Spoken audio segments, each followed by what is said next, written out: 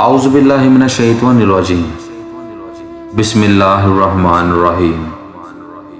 رسول اللہ صلی اللہ علیہ وآلہ وسلم نے فرمایا، وہ وقت قریب ہے جب مسلمان کا سب سے عمدہ مال اس کی بکریاں ہوں گی، جن کے پیچھے وہ پہاڑوں کی چوٹیوں اور برساتی وادیوں میں اپنے دین کو بچانے کے لیے بھاگ جائے گا۔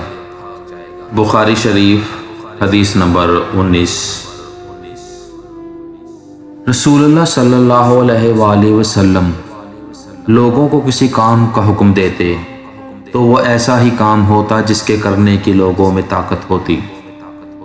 اس پر صحابہ اکرام رضی اللہ تعالیٰ عنہ نے عرض کیا کہ یا رسول اللہ، ہم لوگ تو آپ جیسے نہیں ہیں، آپ تو معصوم ہیں اور آپ کی اللہ پاک نے اگلی پچھلی سب لغزشیں معاف فرما دی ہیں، اس لیے ہمیں اپنے سے کچھ زیادہ عبادت کرنے کا حکم فرمائیے۔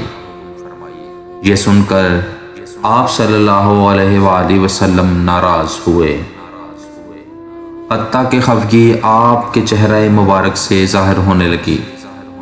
پھر فرمایا کہ بے شک میں تم سب سے زیادہ اللہ سے ڈرتا ہوں اور تم سب سے زیادہ اسے جانتا ہوں، بس تم مجھ سے بڑھ کر عبادت نہیں کر سکتے۔ بخاری شریف حدیث نمبر 20۔